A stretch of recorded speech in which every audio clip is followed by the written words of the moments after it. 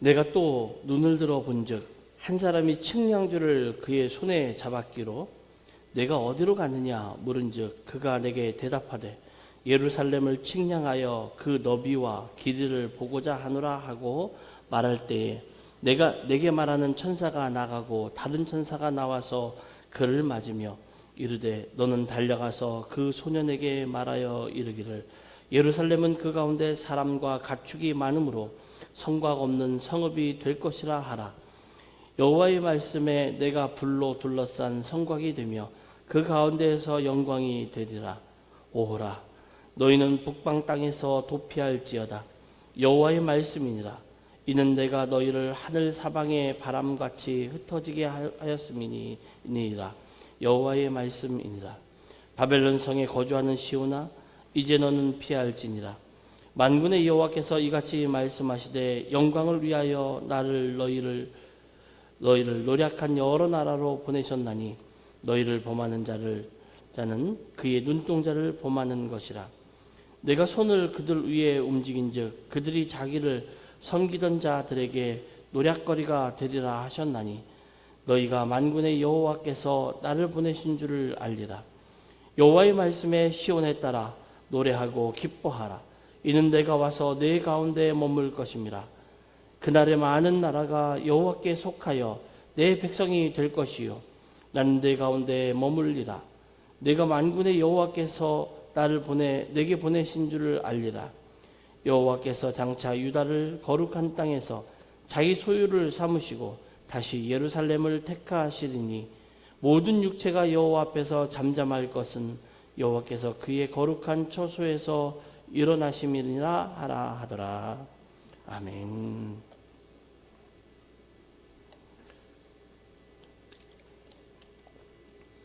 영상을 먼저 하나 보도록 하겠습니다.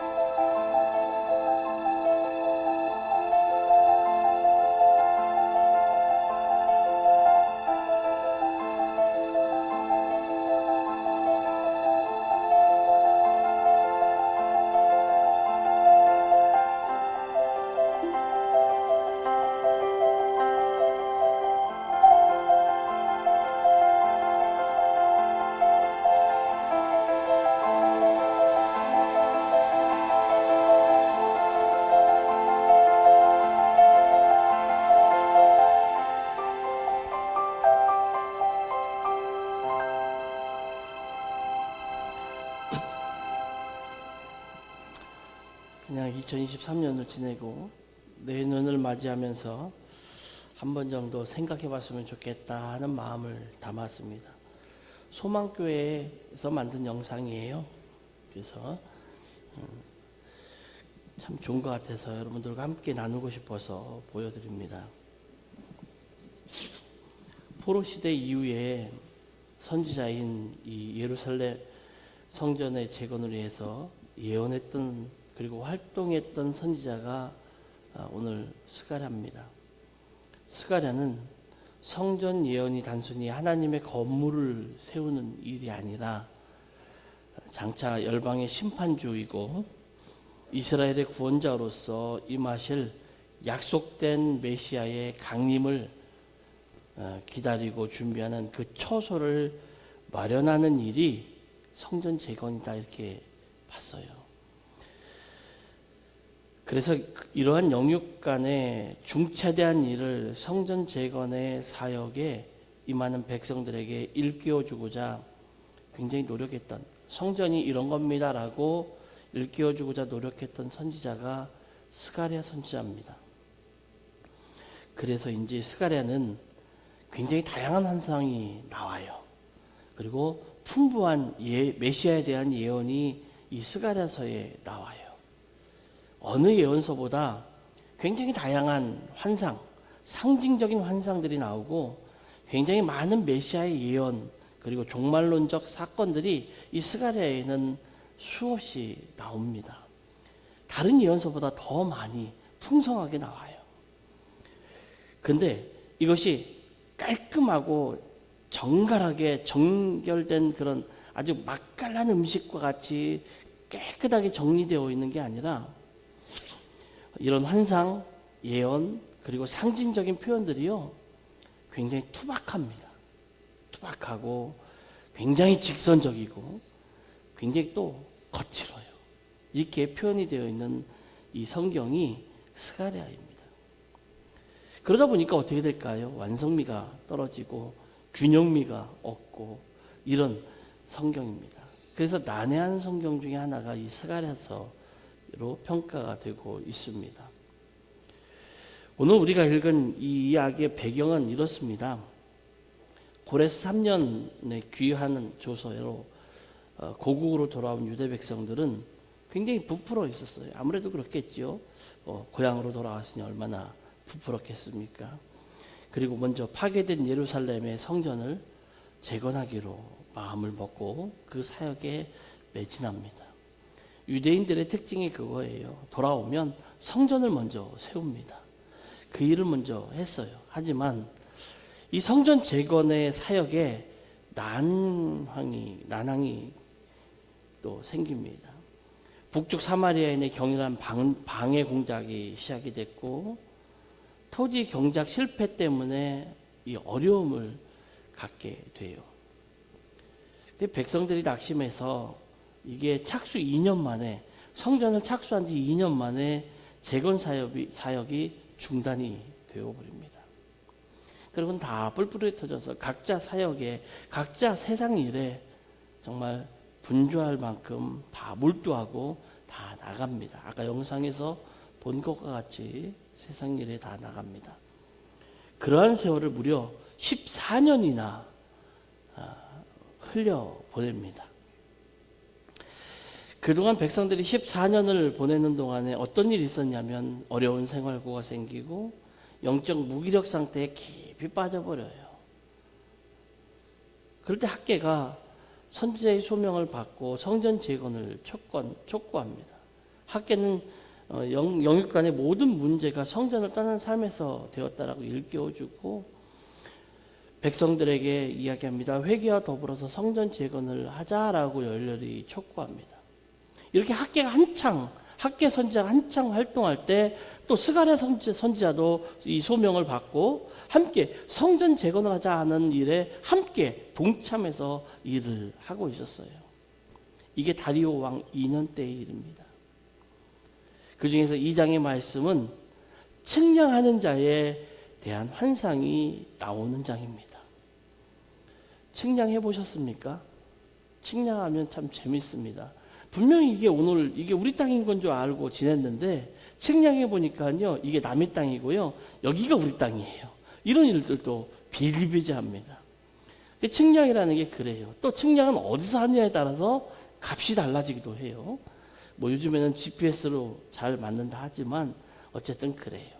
근데 이 장의 말씀이 뭐냐면 측량하는 자에 대한 환상의 내용이 여기에 담겨 있어요. 특별히 영적 예루살렘을 소망하는 내용을 담고 있단 말이죠. 그래서 오늘 말씀을 통해서 2023년 마지막 주일에 하나님이 하신 일을 한번 생각해 보고자 합니다.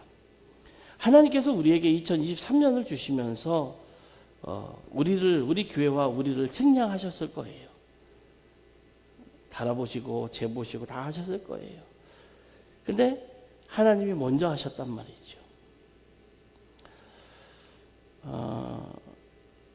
런던의 한 길모퉁이에서 구두를 닦는 소년이 있었습니다. 이 소년의 아버지가 빚 때문에 감옥에 갇혔기 때문에 이 소년은 구두를 닦아서 그 빚을 갚아야 돼요. 새벽부터 나가서 밤 늦게까지 길거리에 지나가는 사람들의 구두를 닦아야 했던 소년입니다. 통상적으로 이런 소년이면 얼굴에 웃음기가 없어야 되고 힘듦과 고통과 괴로움이 그 안에 가득해야 되는데 이 소년은 좀 달랐던 것 같아요. 소년의 얼굴에는 항상 밝은 웃음이 있었습니다. 그뿐만 아니라 그의 입에서는 언제나 노래가 흘러나왔습니다. 그것도 밝은 노래만 흘러나왔습니다. 지나가는 사람들이 소년에게 물어봅니다. 얘야, 구두 닦는 일이 뭐가 그렇게 좋다고 노래를 부르냐? 그때마다 소년이 대답을 합니다. 즐겁죠. 저는 지금 구두를 닦고 있는 게 아니고요, 제 삶의 희망을 닦고 있기 때문에 즐겁지요. 이 소년이 바로 19세기 영국의 산업혁명기의 혼란기에서 사람들이 오직 돈만을 삶의 우선으로 하는 사회상을 보면서 올리버 트위스트라고 하는 고아의 일생을 통해 영국 사회의 모순을 아주 강렬하고 통렬하게 비판했던 유명한 사회소설 올리버 트위스트를 쓴 작가 찰스 디킨스라고 하는 사람이에요. 찰스 디킨스는 아무리 삶의 어려운 삶 속에서 현실 속에서 그 현실에 갇혀 있지 않고 늘 희망을 노래합니다. 이처럼 희망은요, 사람에게 있어 새로운 힘을 만들어내는 묘약이기도 합니다. 그래서 그랬는지 철학자인 실존 철학자인 키에로케고르 역시도 죽음에 이르는 병이라는 책에서 사람을 죽음으로 몰고 가는 것은 병이 아니라 조금도 희망이 없는 절대 절망이 죽음이다. 죽음으로 몰고 간다. 이렇게 말합니다. 많은 경우 죽음 앞에 서서 마지막 글을 남기는 사람들의 글에 보면 대부분이 절망이 없다, 이 길밖에 없다라고 하는 표현을 사용한다는 걸 보면 맞는 얘기 같아요. 역설적으로 사람은 절대 희망 속에 살아가야 하는 생명의 꽃을 피울 수 있다는 말입니다. 아시는 것처럼 사람들은 삶을 살면서 어느 누구도 언제나 편안하고 만족한 삶을 살 수는 없어요. 세상을 살아가면서 많은 고통을 겪습니다. 내가 볼 때 저 사람이 참 편안한 것 같고 좋은 삶을 사는 것 같아도 그 안을 들여다보면 그 사람은 또한 역시 처절한 삶을 살고 있는 거예요. 그러나 고통을 겪으면서도 그것을 견디는, 비록 지금은 어렵고 힘들더라도 언젠가는 좋은 날이 올 거다라는 희망이 있기에 견뎌나가는 거 아닐까 생각이 됩니다. 그러므로 희망은 우리의 삶을 지탱하는 아주 중요한 힘이 됩니다. 오늘 함께 읽었던, 오늘 여러분 봉독해드렸던 스가랴의 말씀은 절망에 빠진 이스라엘 백성을 배경으로 하는 거예요. 하나님의 심판으로 바벨론 제국에 패망하여 낯선 땅에 흩어져 산 지 70년 만에 고국으로 돌아왔습니다. 그런데 고국은 꿈에 그리던 그런 고향이 아니었던 거예요.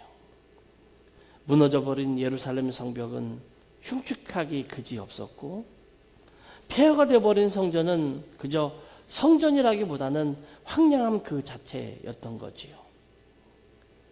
그들이 거룩하다고 여겼던 그 도시는 잡초가 나 있었고 엉겅퀴가 있었고 가시덤불로 뒤덮여 있고 들짐승들이 들락거리며 삶의 거초로 삼았던 그런 곳이 되어버리고 말았던 거예요.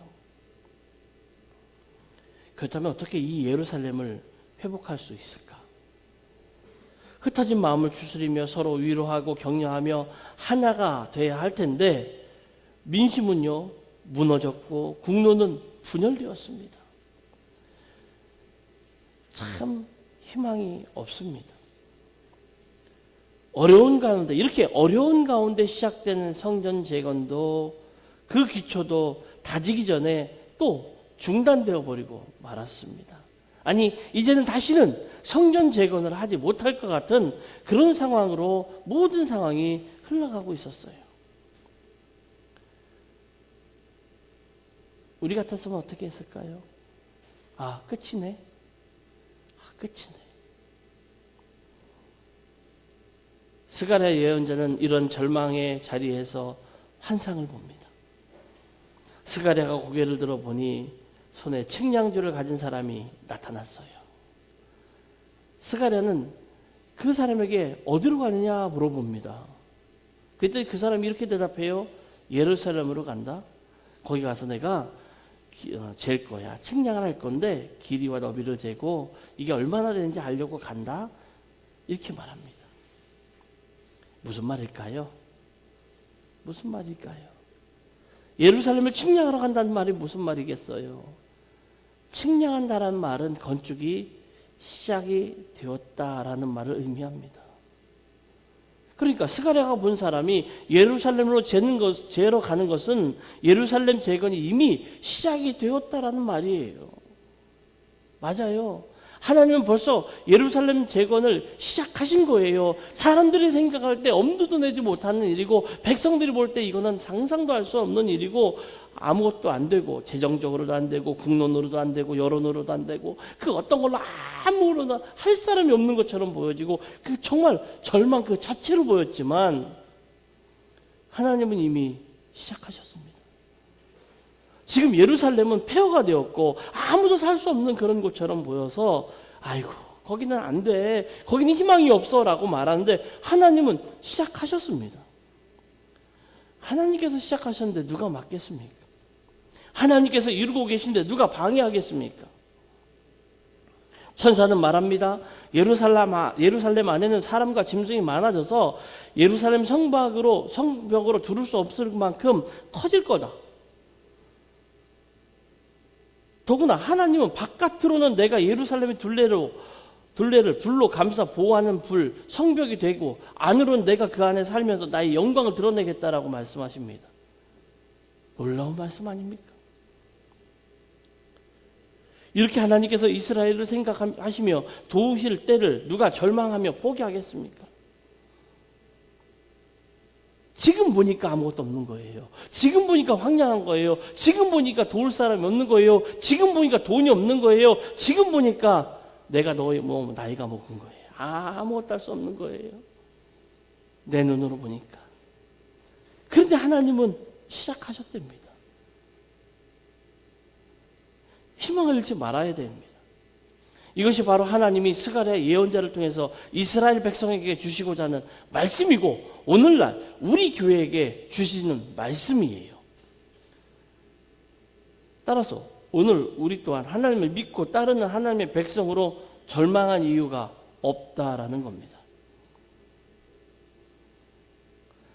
희망이 우리 안에 있는 것이 아니라 하나님께 있기 때문에 그래요. 교회를 다 포기하고 더 이상 교회 사역을 그만둬야 되겠다고 마음을 먹었을 때 하나님이 하신 말씀은 그 말이에요. 내가 하면 안 되냐는 거. 내가 하면 되지 않냐는 거예요. 그래서 하나님께 맡긴 그 일은 하나님께서 다시금 말씀하실 때 내가 하니까 되지 않느냐라는 거예요. 내가 하니까 이 일이 되더라는 거예요. 됐다라는 거예요. 사람이 할 때는 아무것도 안 되고 충돌만 생기고 불편함만 생기고 괴로움만 생기고 해결책이 그것이 해결책인 줄 알았는데 해결책이 아닌 것들이 너무 많았는데 하나님이 시작하니까 여기저기서 수없이 하나님의 사람들이 돕더라는 거예요. 그냥 너희는 그 희망을 보고 하나님을 믿고 따라오라는 거죠.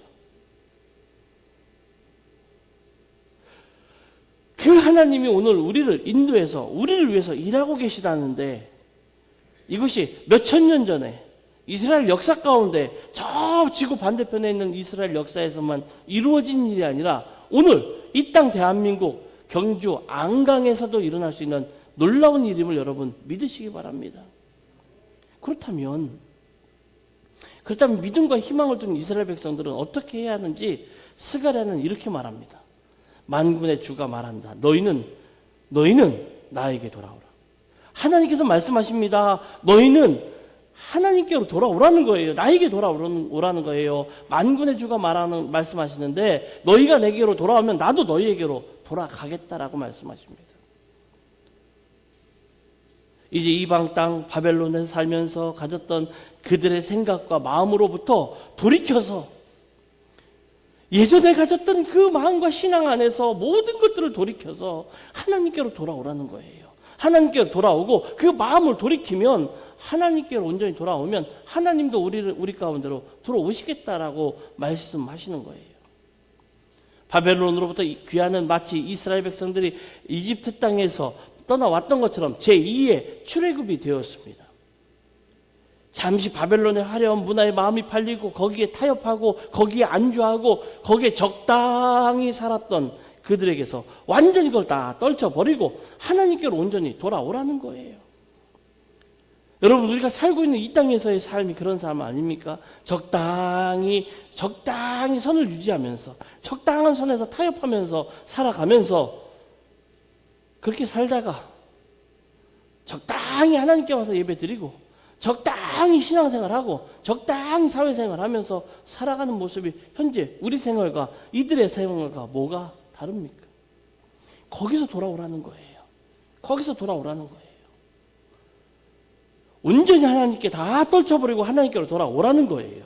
지금은 예루살렘이 황폐해 보이고 아무런 희망도 없는 것처럼 보이지만 하나님이 함께 하시고 하나님이 도우시고 하나님이 거기에 새로운 하나님의 나라를 세워서 새롭게 출발하시겠다라는 거예요.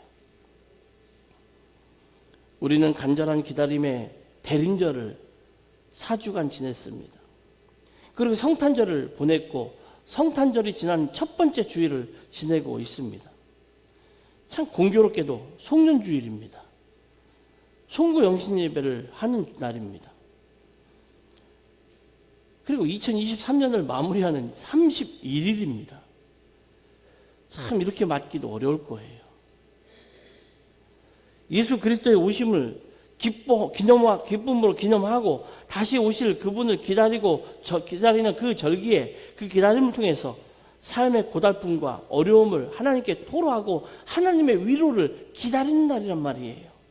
그리고 그 위로를 받고 앞으로 나아가는 날이란 말이에요.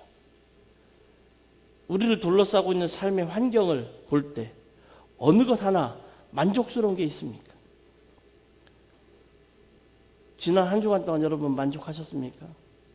여러분 삶에 만족스러우셨습니까? 뭐 하나 만족스러운 게 뭐가 있었습니까? 난 그래도 괜찮았어. 괜찮은 거지 만족하는 건 아니잖아요. 우리 삶에서 만족스럽게 살았던 게 도대체 뭐가 있는지 한번 돌이켜 보십시오. 생각보다 별로 없어요. 어제 한 주간 12월 2023년 돌아보세요. 얼마나 여러분 만족스럽게 사셨어요. 웃는 날보다 우는 날보다 인상 찌푸린 날보다 괴로움을 가지고 있던 날보다 험악한 말 한 것보다 웃고 기쁘고 즐겁고 행복하고 좋은 말 한 게 몇 번이나 되십니까? 더 많습니까? 잘 생각해 보세요. 그런 분들도 분명 계실 거예요. 어머, 난 좋은 일만 있었어요. 그런 분들도 분명 계실 거예요. 없다는 거 아니고요. 근데 대부분은 그렇지 못했어요. 우리 삶의 환경 속에서 뭐 하나 만족스러운 게 있었냐고요. 생각보다 별로 없었잖아요. 걱정이 많았고 근심이 많았고 생각보다 많은 기대가 무너질 때가 많았고 생각처럼 안 되는 일이 많았고 이거 왜 이렇게 그놈의 돈은 사람을 괴롭히고 왜 이렇게 그놈의 일은 사람을 힘들게 하는지 건강은 또 왜 이렇게 안 따라주는지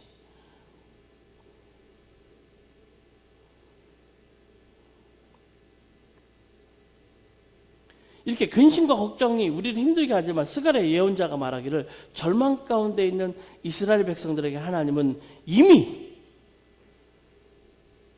힘들고 어려운 여러분 가운데 이미 하나님은 일하고 계심을 말씀하시는 것과 같이 오늘도 여전히 하나님은 절망과 안 된다, 희망 없다, 참 꼴사납다 하는 이 모든 것 가운데에 우리 가운데 이미 하나님은 일하고 계시다는 사실이에요.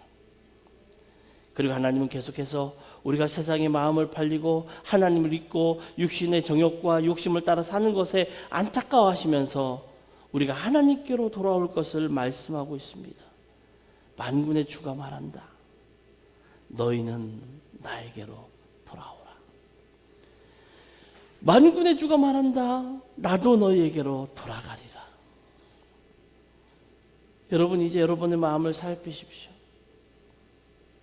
하나님의 말씀을 소홀히 하고 세상에 너무 마음이 팔려 있지는 않았는지 살펴보십시오. 그럼 마음을 조금만 돌려보십시오. 누구에게로? 하나님에게로. 우리는 매일매일 이스라엘 백성들이 이집트를 떠나고 바벨론을 떠났던 것과 같이 우리도 세속의 욕심과 세속의 정욕으로부터 제2의 출애굽을 날마다 하며 살아야 되는 거예요. 그리고 새롭게 하나님의 나라를 내 마음과 이웃 그리고 사회 속에서 이루어 가야 합니다. 그리고 그 가운데 다시 오실 예수님을 정결하게 맞이할 준비를 해야 하는 겁니다. 이것이 송년을 보내는 우리의 자세여야 돼요. 이것이 송년을 주신 하나님의 마음을 이해하는 우리의 마음가짐이어야 돼요.